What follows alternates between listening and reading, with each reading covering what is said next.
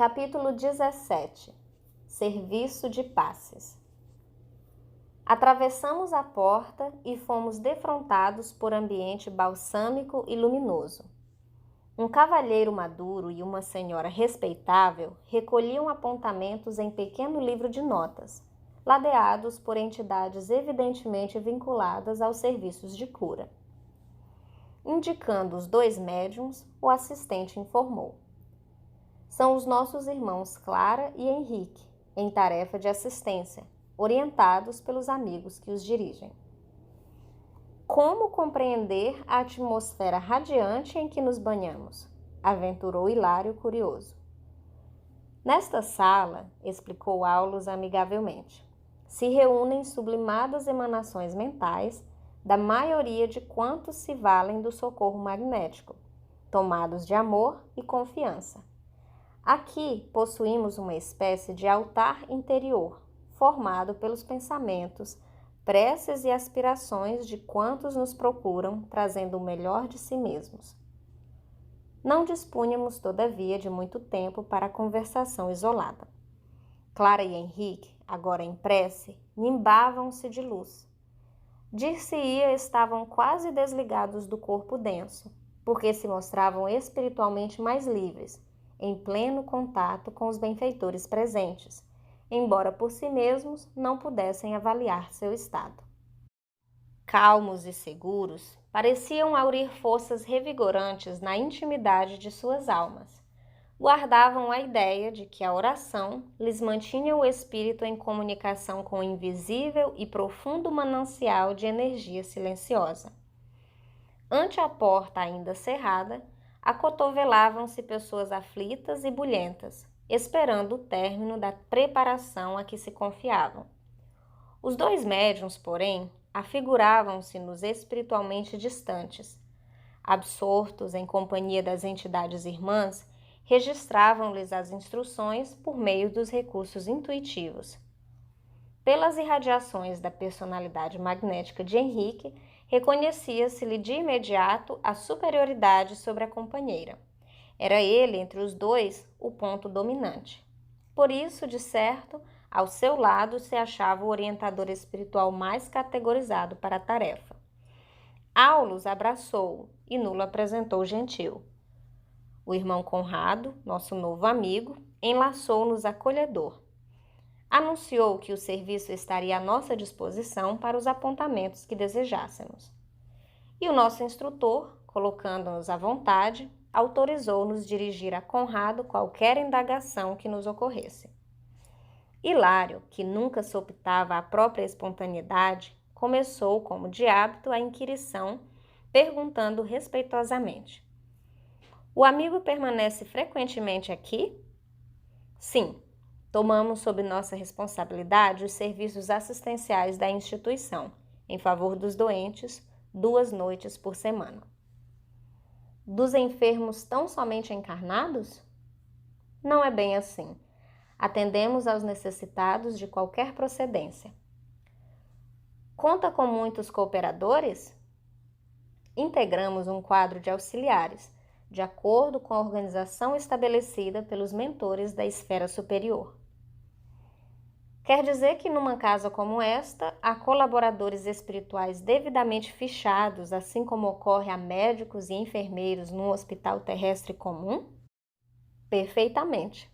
Tanto entre os homens como entre nós, que ainda nos achamos longe da perfeição espiritual, o êxito do trabalho reclama experiência, horário, segurança e responsabilidade do servidor fiel aos compromissos assumidos. A lei não pode menosprezar as linhas da lógica. E os médiuns são invariavelmente os mesmos?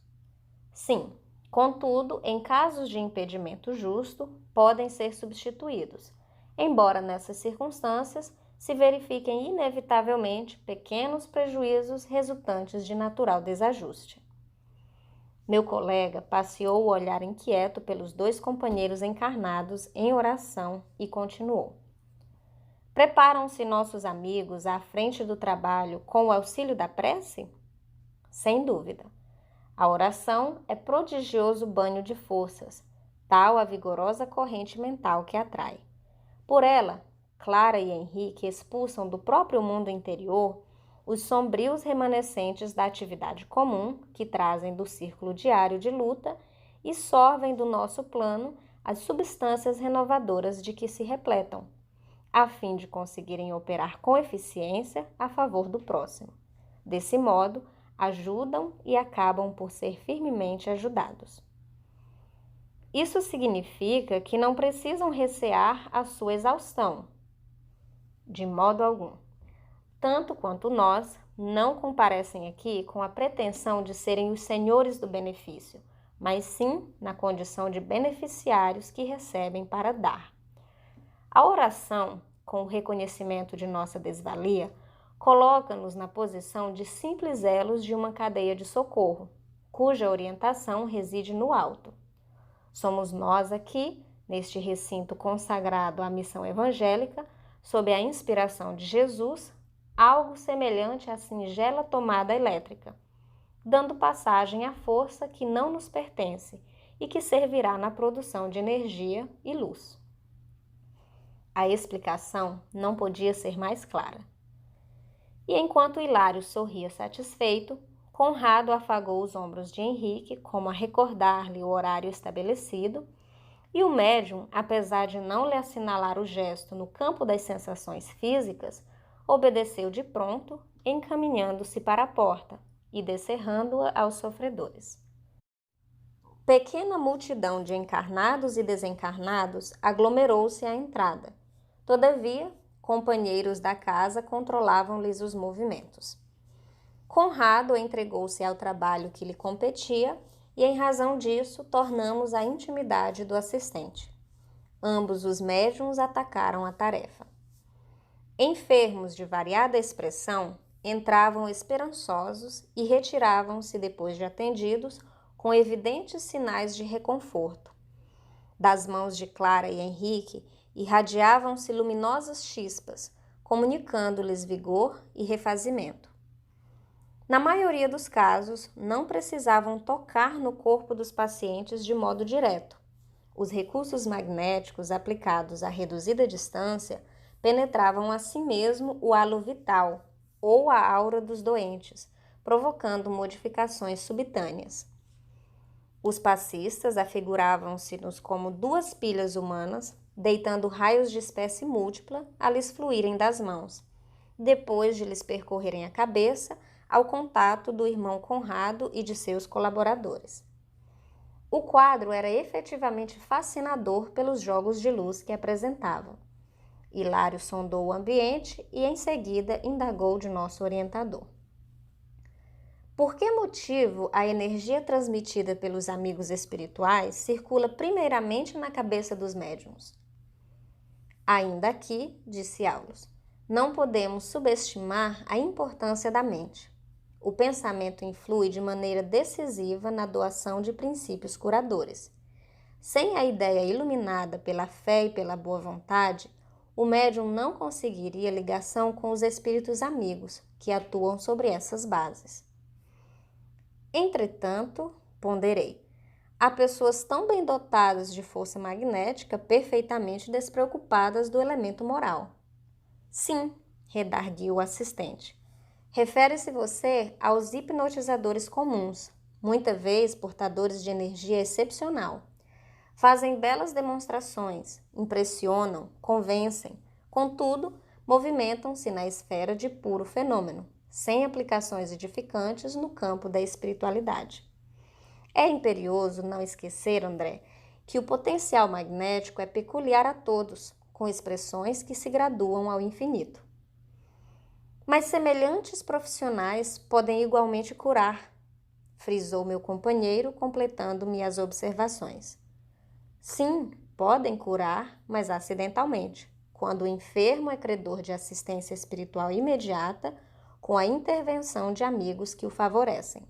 Fora disso, os que abusam dessa fonte de energia, explorando-a ao seu bel prazer, quase sempre resvalam para a desmoralização de si mesmos, porque interferindo num campo de forças que lhes é desconhecido, guiados tão somente pela vaidade ou pela ambição inferior, fatalmente encontram entidades que com eles se afinam, precipitando-se em difíceis situações que não precisam vir à baila.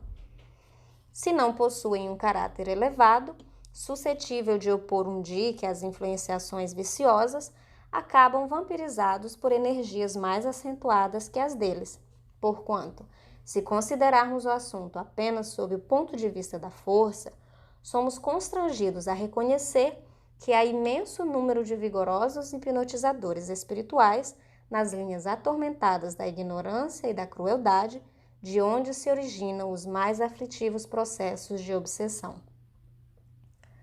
E sorrindo acrescentou: recordemos a natureza. A serpente é um dos maiores detentores de poder hipnótico. Então, disse Hilário, para curar serão indispensáveis certas atitudes do espírito. Indiscutivelmente, não prescindimos do coração nobre e da mente pura no exercício do amor, da humildade e da fé viva, para que os raios do poder divino encontrem acesso e passagem por nós em benefício dos outros. Para a sustentação de um serviço metódico de cura, isso é indispensável. Entretanto, para o esforço desse tipo, precisaremos de pessoas escolhidas com a obrigação de efetuarem estudos especiais? Importa ponderar, disse Aulus convicto, que em qualquer setor de trabalho, a ausência de estudo significa estagnação. Esse ou aquele cooperador que desistam de aprender, incorporando novos conhecimentos, condenam-se fatalmente às atividades de subnível. Todavia, tratando-se do socorro magnético, tal qual é administrado aqui, convém lembrar que a tarefa é de solidariedade pura, com ardente desejo de ajudar, sob a invocação da prece. E toda oração, filha da sinceridade e do dever bem cumprido, com respeitabilidade moral e limpeza de sentimentos, permanece tocada de incomensurável poder. Analisada a questão nestes termos, todas as pessoas dignas e fervorosas, com o auxílio da prece, podem conquistar a simpatia de veneráveis magnetizadores do plano espiritual, que passam assim a mobilizá-las na extensão do bem. Não nos achamos à frente do hipnotismo espetacular, mas sim num gabinete de cura, em que os médiuns transmitem os benefícios que recolhem, sem a presunção de doá-los de si mesmos. É importante não esquecer essa verdade para deixarmos bem claro que onde surjam a humildade e o amor, o amparo divino é seguro e imediato. É importante não esquecer essa verdade para deixarmos bem claro que, onde surjam a humildade e o amor, o amparo divino é seguro e imediato. O Ministério da Cura, porém, a desdobrar-se eficiente e pacífico, reclamava-nos atenção. Os doentes entravam 2 a 2, sendo carinhosamente atendidos por Clara e Henrique, sob a providencial assistência de Conrado e seus colaboradores. Obsidiados ganhavam ingresso no recinto, acompanhados de frios verdugos. No entanto, com o toque dos médiuns sobre a região cortical, depressa se desligavam, postando-se, porém, nas vizinhanças, como que à espera das vítimas, com a maioria das quais se reacomodavam de pronto. Alinhando apontamentos, recomeçamos a reparar que alguns enfermos não alcançavam a mais leve melhoria. Alinhando apontamentos, começamos a reparar que alguns enfermos não alcançavam a mais leve melhoria. As irradiações magnéticas não lhes penetravam o veículo orgânico. Registrando o fenômeno, a pergunta de Hilário não se fez esperar. Por quê? Falta-lhes o estado de confiança, esclareceu o orientador. Será então indispensável a fé para que registrem o socorro de que necessitam? Ah, sim.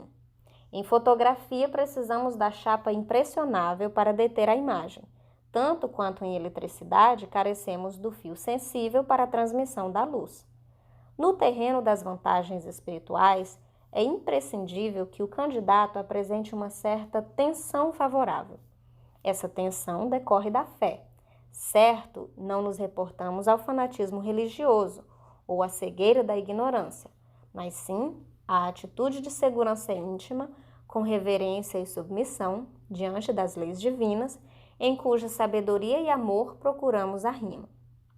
Sem recolhimento e respeito na receptividade, não conseguimos fixar os recursos imponderáveis que funcionam em nosso favor, porque os escárnios e a dureza de coração podem ser comparados a espessas camadas de gelo sobre o templo da alma. Sem recolhimento e respeito na receptividade, não conseguimos fixar os recursos imponderáveis que funcionam em nosso favor, porque o escárnio e a dureza de coração podem ser comparados a espessas camadas de gelo sobre o templo da alma. A lição fora simples e bela. Hilário calou-se, talvez para refletir sobre ela em silêncio, e sem descurar dos nossos objetivos de estudo, Aulus considerou a conveniência de nosso contato direto com o serviço em ação. Seria interessante para nós a auscultação de alguns dos casos em foco. Para isso, aproximou-se de idosa matrona que acabava de entrar à cata de auxílio e, com permissão de Conrado, convidou-nos a examiná-la com o cuidado possível. A senhora, aguardando o concurso de Clara, sustentava-se dificilmente de pé, com o ventre volumoso e o semblante dolorido. Observem o fígado. Utilizamo-nos dos recursos ao nosso alcance e passamos a analisar. Realmente, o órgão mencionado demonstrava a dilatação característica das pessoas que sofrem de insuficiência cardíaca. As células hepáticas pareceram-me vasta colmeia, trabalhando sob enorme perturbação. A vesícula congestionada impeliu-me à imediata inspeção do intestino. A bile comprimida atingira os vasos e assaltava o sangue. O colédoco interdito facilitava o diagnóstico. Ligeiro exame da conjuntiva ocular confirmava minha impressão. A icterícia mostrava-se insofismável. Após ouvir-me, Conrado reafirmou. Sim, é uma icterícia complicada.